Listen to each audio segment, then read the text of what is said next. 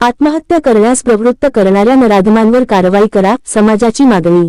धुळे शहरातील गोळीबार टेकडी परिसरात राहणाऱ्या अल्पवयीन कुमार जानवी जितेंद्र ठाकरे सोबत नुकत्याच घडलेल्या एक अत्यंत संतापजनक दुर्दैवी आणि माणुसकीला काळिमा फासणाऱ्या घटना घडली होती।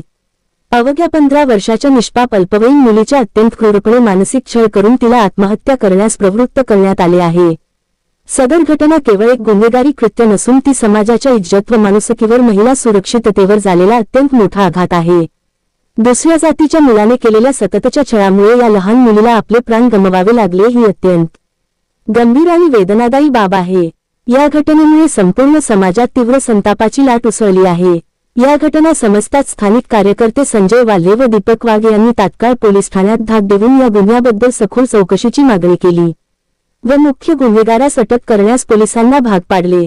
परंतु केवळ जुजबी अटक करणे ही या गंभीर प्रकरणाची सांगता असू शकत नाही, तर संपूर्ण समाज अत्यंत आक्रमक भूमिकेत असून आमच्या निष्पाप लेकीला पूर्ण न्याय मिळेपर्यंत आम्ही गप्प बसणार नाही, असे जिल्हाधिकारी कार्यालय समोर महाराष्ट्र परित सेवा मंडळासह समाज बांधवांकडून इशारा देण्यात आला आहे।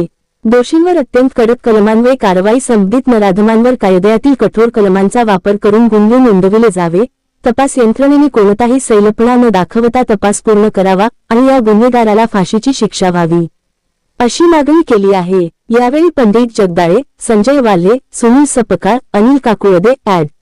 योगेश खैरनार, जितेंद्र पवार, बोला सागरे, कृष्णा शिंदे, अमोल गायकवाड, संजय गवळी, गुलाब सोनवणे, शैलेश पवार, एकनाथ बोरसे आदीसह समाज बांधव उपस्थित होते। गोळीबार टेकडी परिसरात राहणारे एक अल्पवयीन मुलगी, जिचं नाव जानवी जितेंद्र ठाकरे, वय वर्ष 15, या निरागस बालिकेला एक तरुण बादल माळी नामक तरुण रोज सतत छेडछाड करत असे व त्या दिवशी त्याने तिच्या घरापर्यंत येऊन तिच्या घरच्यांना, सर्व कुटुंबाला मारण्याची धमकी दिली की आज संध्याकाळपर्यंत तू जर माझ्या प्रेमाला होकार नाही दिला तर मी तुझं पूर्ण कुटुंब संपवून टाकेल। या धमकीतनं त्या निरागस बालिकेने एक शॉक खाल्ला आणि त्या नैराश्यातून तिने आत्महत्या केली।